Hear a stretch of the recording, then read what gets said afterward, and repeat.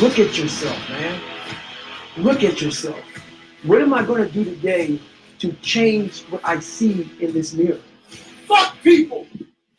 One thing you have to learn early in life. I didn't learn this till later on. I don't give a motherfucker. You can't care what anybody thinks about you. If I care what people thought about me, you think I'll be yelling out here, doing 105-pound rock, talking shit? This is who I am. Find out who you are, whoever that may be. I don't give a fuck what you are. Find out who you are and own that motherfucker and tell people to go fuck themselves. Don't ever worry about anybody and what the fuck they think about you. You do that, I guarantee you, your life will be in shambles. You will become the biggest bitch of all time.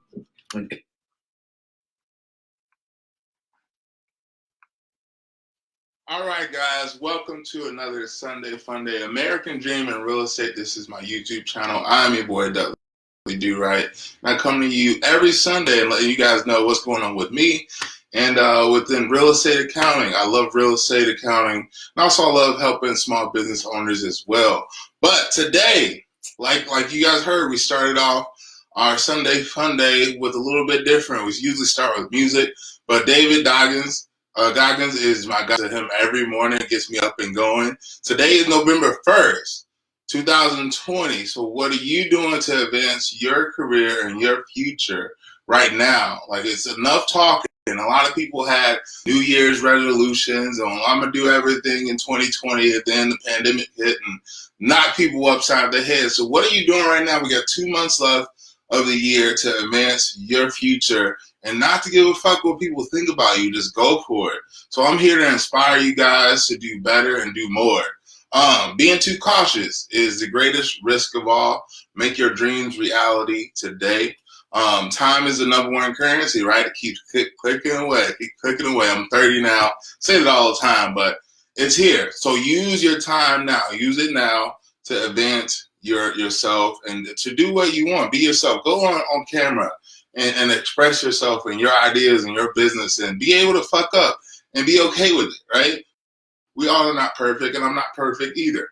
And this is a famous quote that I heard from Denzel Washington that I like to say. So he says, without commitment, you will never start. More importantly, without consistency, you will never finish. So I challenge you guys to do more.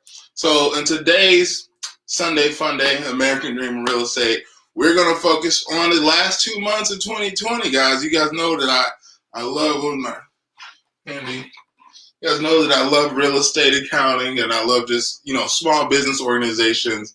And today we're just going to talk about some key pain points for real estate investors. If you guys are watching this as a real estate investor and you guys are coming up on, tax season, tax season is coming up on us, but, December 31st kind of is your cutoff to do anything, right? So you guys want to definitely seek out your CPA, seek out an accountant, reach us at DudleyAccountingServices.com. If you guys want to get some tax planning done for your entities. I have one client who has 7 different properties, and then now he's opening up Airbnb, and he has no idea the tax, implications that are going to happen now that he has Airbnb. So hopefully I get him on a call before the end of the year. But for those of you guys who need tax planning or you don't know what your figures are, right? Today is kind of an eye-opener. If you're a owner, you have no idea how much money you made throughout the year and what your expenses are. If you have expenses, you don't know what all your receipts are. You don't even know how to track your receipts. Today we're going to talk a little bit about that. So I'm going to go off cuff about what I know off my brain. This is not practice or rehearsed.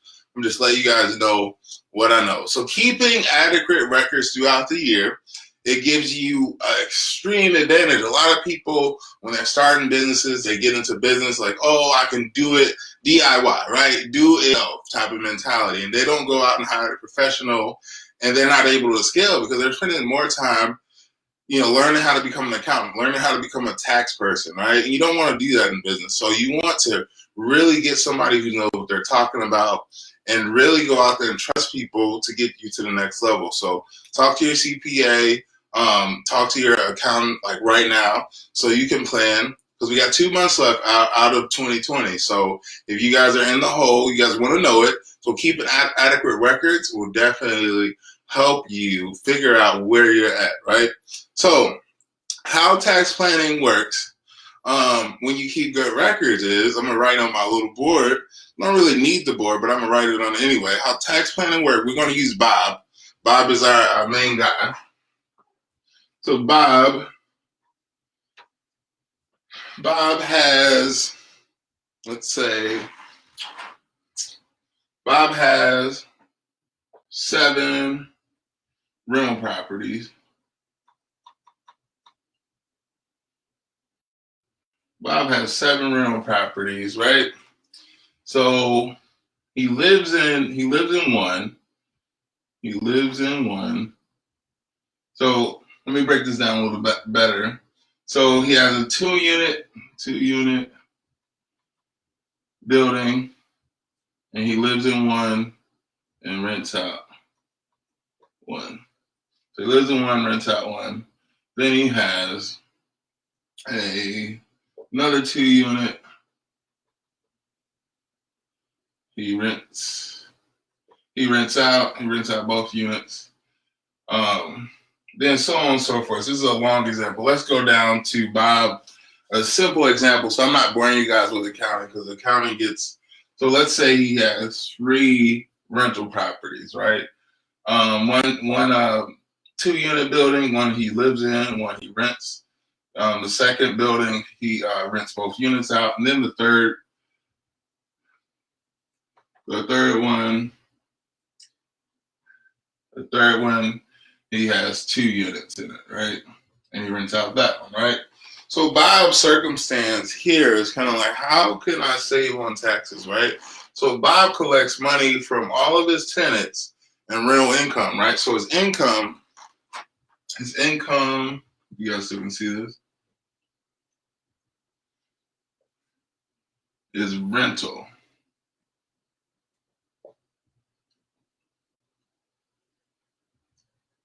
So his income is rental income. So we use Schedule E to file our taxes for rental income, right? So Schedule E to file our rental income. There's no self-employment tax on the Schedule E. So Bob get out of the schedule, the self-employment income. But this, his last property, he did an Airbnb out of. Can't write.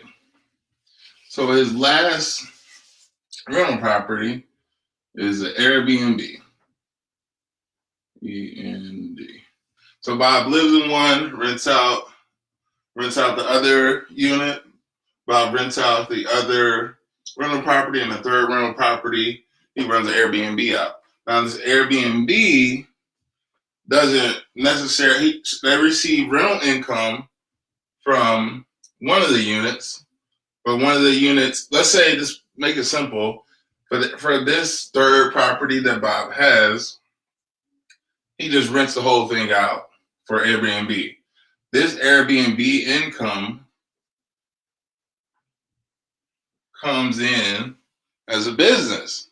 This income goes to Schedule C. So you get all of Bob's rental income that comes through his property, through his 3 properties from rentals, go into the Schedule E bucket. The Airbnb that he does goes into the Schedule C bucket. You know, as we always talk about, Schedule C income is not really that good because you're paying 15.3% in self-employment tax. Then you're paying around, on average,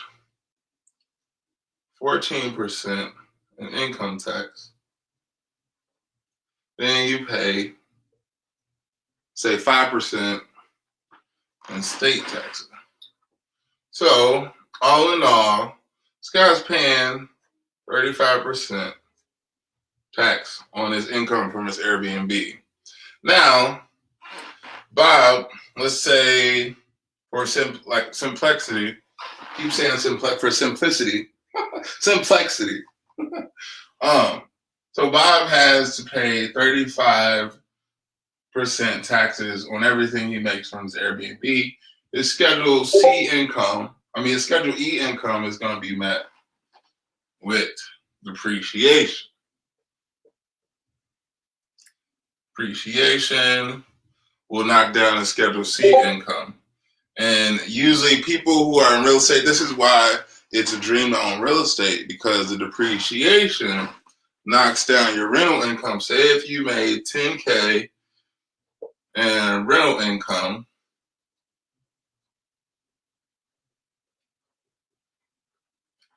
but if you made $10K in rental income, but you depreciated your property and your entire depreciation knocked down, let's say your depreciation was $20K depreciation. Say it was $20K. Now on paper, you have a $10,000 loss, and this $10,000 loss can be carried forward. Carry forward. This $10,000 loss can be carried forward until the next years, until you have more income to offset it. So you have more rental income, in year 2 and year 3, you have this loss carried forward that you can use to offset that. So basically in real estate, you're not paying any taxes. But Bob got really fancy. He was like, hey, I could make more money, because rental income is I get paid monthly and it's kind of slow. My tenants don't pay on time, and it's a benefit. I get to use depreciation on this. But depreciation is just kicking the can down the road, because eventually when you go to sell the house, in the best case scenario, you sell the house at a gain, you're going to have to pay back tax on this depreciation. It's called depreciation recapture. Depreciation recapture, I think, is like 25%. But the good thing about that, when you sell at a gain, the people who are buying your place are going to pay, in layman's term, they're going to pay that depreciation recapture. So you don't really have to worry about it. As long as you selling at a gain, you don't really have to worry about paying any taxes on that depreciation recapture. Right? But let's go back to Bob got nifty with his third property, and he decided to do an Airbnb out of it. So Bob made $100,000. Bob made $100,000 out of his Airbnb for his third rental property, and he's paying 35% tax on that. Right? He's paying 35%. So his tax liability, for simplicity, is tax. Right? So do you think Bob is going to want to pay $35,000 in taxes? I think not. That's why he reached out to his CPA. He reached out to his accountant. He reaches out to Dudley Accounting Services, because we like doing this. We love planning. So Bob said, hey, Dudley Do-Right, how can you save me money on taxes? It's November 1st, and I don't want to pay $35,000 in taxes. Before you would even know your tax liability is $35K, first of all, you need adequate records, right? I have a lot of people who keep records on their own in an Excel sheet, and they're all over the place, right? Keep adequate records. We use QuickBooks. So use QuickBooks Online. Pay $25 a month to keep adequate records, right? And I also did a video on Stessa. You can look. I'll link that above. Stessa is kind of like QuickBooks, but for real estate investors to keep track of their expenses and keep track of their books, so it can be easier through tax time. So if you don't want to pay me, a lot of money to get your book set up, you can do it yourself. I offer that option as well, and I want to train you guys on that as well, because I know real estate investors are trying to really focus on that cash flow, right? So you don't want to eat up your cash flow, and we understand it. But to understand that we have 35 $35,000 in tax liability, right? And then we have a 10K loss, right? This is our other rental properties. These are these rental properties here. And I'm being really simple. I'm not really accounting for, he lives in one unit in the first property. That would be more of a, accounted for, but just to break it down simple for you guys. When he keeps adequate records, he now sees that he owes $35K in taxes. And it comes to me and he says, "Hey Ellis, how can I like pay less taxes?" Right? So we look at all of his stuff. Basically, we start off by putting all of his stuff in QuickBooks Online so we can actually see his profit and loss statement and his balance sheet.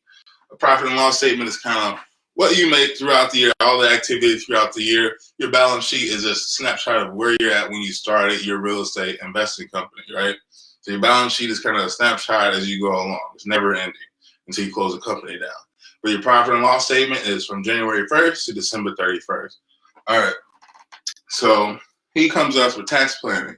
So we address, okay, so out of this Airbnb that you operate, Bob, and we were talking to him, out of this Airbnb that you operate, you live in one of the units in one of your rental properties, and you rent one out.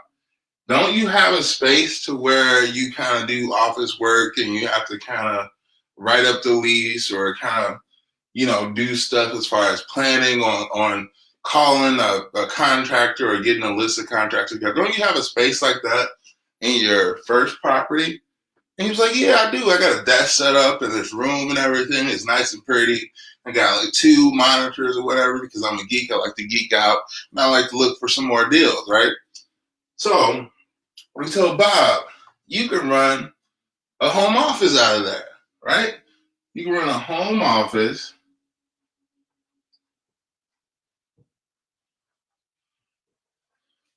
You run a home office out of your first rental, right? And the home office is basically, I'm going to be super simple, home office is taking all your utilities, say,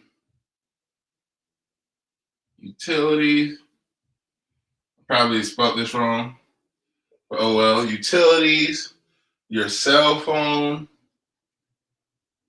that you use to operate all your rental properties, a cell phone that you use, the desk you bought to put in your home office, the computer that you bought,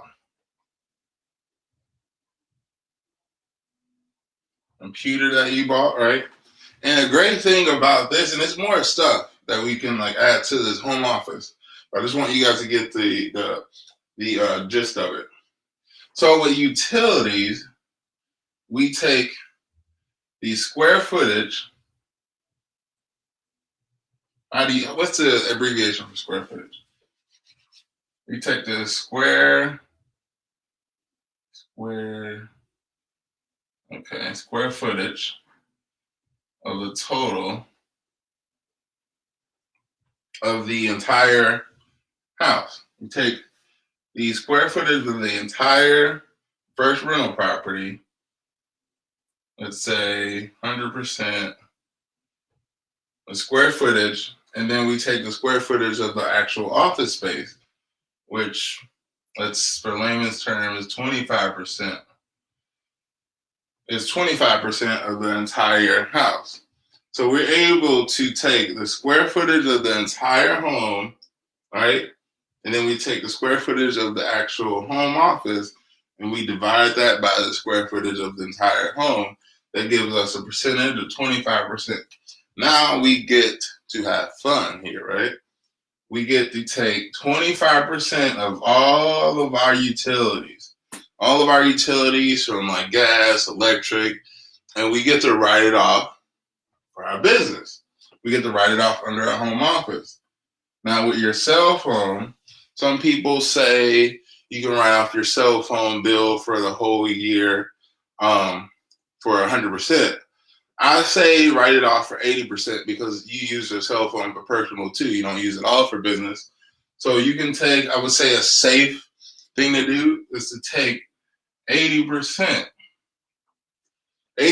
of your total cell phone bill throughout the year and deduct that bad boy, right? Then this desk, the desk that you bought, the computer that you bought is 100%. If you guys can see that, it's 100% deductible, right? So we're taking advantage of the home office expense. Now that can lower this $35,000 tax liability down significantly, right? So let's say it lowers it to, I don't want to like keep writing on this to confuse you guys, but say it lowers it to 30K now. Now we're looking at 30K, right? But now we come back. Now we come back and we have to see like, okay, out of this 30K, right? This is 5K deduction. 5K deduction. Now we at 30K tax. And we're at 30K, right? Now we can look at other things, right? So we asked Bob, hey Bob, did you replace any fixtures or anything in the house? Did you replace or put in a new rug? Did you buy a new washer and dryer? And Bob comes back to us and said, no, I haven't bought a new washer and dryer. There's an actual like faucet and stuff in the basement for a washer and dryer, but I ain't got to it yet. So we are November 1st. We're talking about go ahead and buy that washer and dryer, right? The washer and dryer, let's say he buys that November 1st. He takes our advice and he goes and buy that washer and dryer, right? Now the washer and dryer, let's make some room here. Get real nerdy on you guys. That washer and dryer, we have a choice to make now, right? With Bob, we can either capitalize this or we can expense it. So we can either go capitalize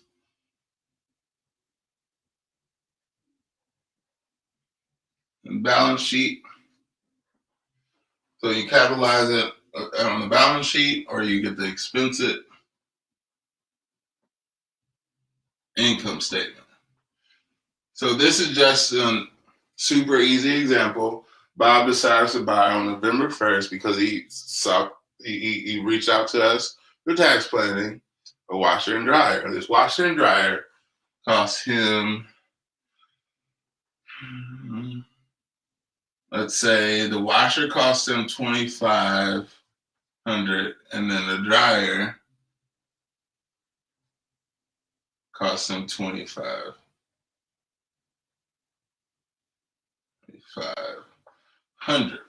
Right? Now, this is a fixed asset. The washer and dryers are fixed asset, meaning that we can capitalize it, but meaning that we can take the value the cost of a fixed asset, and we can chop it up over the useful life of that asset, right? So say, for a layman's term, I don't have my maker's table on me right now, that the washer and dryer has a 5-year useful life. So you would divide this by 5 and divide the 2,500 by 5, and then in 2020, when you file your taxes, you'll take that one portion. You'll take 1/5 of 2,500, and you'll expense it in 2020.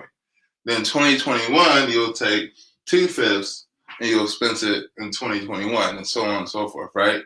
But $2,500, is that advantageous for us to capitalize that, put it on the balance sheet, keep records, and expense a little bit at a time over the year? No, it's not. So the IRS has given us a can I say this word? I'm trying to get it right. The Minimus safe harbor rule. That means that Anything that you spend in your rental property to fix up, to do a capital improvement, to do a repair, right? You got capital improvements, which is balance sheet, and then repair, which we categorize as an expense, right? But this year, Bob has a $30,000 tax liability. So we want to expense this stuff in 2020. But in order to do this, Bob has 2 months out the year to go and buy this washer and dryer. This is why tax planning is so important. He can't do this on January 1st, 2021. Like, he just can't. He can't go back. He can't do anything. So this is why you get to your accountant. Let's keep going. So in 2020, let me go back to the safe harbor rule. The safe harbor rule says any receipt, like say if you got some windows replaced, but each window costs under $2,500, you can expense each window in the year that you incurred the expense. You don't have to capitalize it and draw it out for the useful life. This is the safe harbor rule that a lot of people are not aware of. So we expense in 2020, $2,500 for the washer because it's under $2,500. Then we expense $2,500 for the dryer, right? We expense this. That's a $5,000 expense. It's another $5,000 expense. It's another $5,000 expense. Bringing this down to $25,000 of tax liability. But say he buys a washer and dryer for each each property that he has, right? Think about this. So you buy a washer and dryer for property number 1, property number 2, property number 3, and you just times this by 3. Times it by 3, 15 grand that you can expense. 15 grand that you can expense, right, in 2020. So he gets his tax plan and we figure out his records, and he's keeping good records. He uses QuickBooks, etc.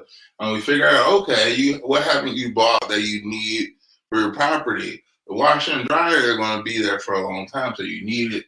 You need it. It's not just like a willy-nilly something you buy. This 15 grand that he bought the washer and dryers for all 3 properties that he has lowers his taxable income. Lowers his taxable income to only $15,000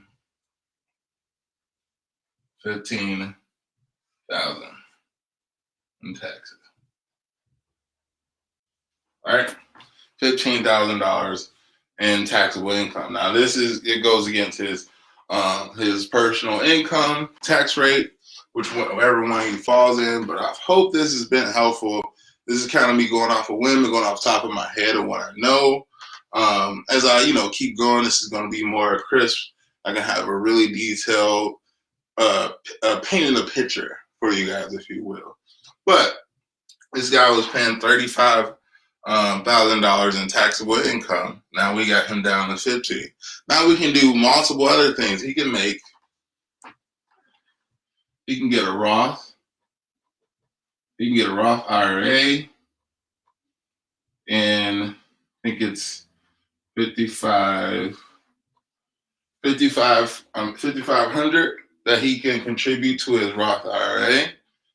And then once he contributes that, this now goes down to 95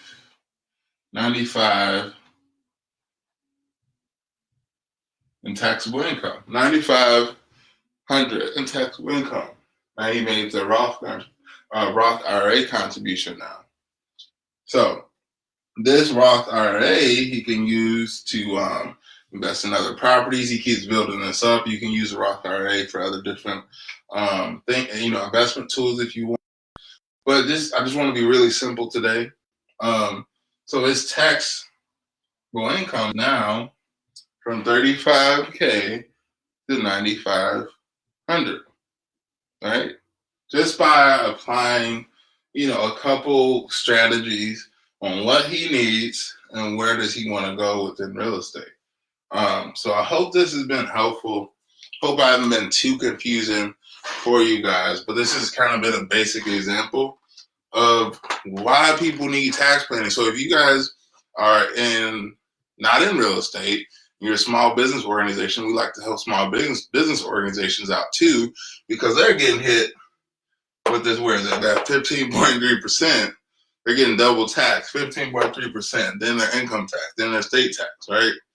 So if you guys running a small business organization, you need tax planning as well. So again, it is November the 1st. We have 2 months left out of 2020. And I know it's been rough. I know it's been a wild year. But reach out to us at dudleyaccountingservices.com and we'll get to you. The first 10 to 15 minutes are free, just to gain an understanding of where you're at and see if, we can even work with each other, see if we're aligned, see if we get along, right? You don't want to work with somebody you don't really like.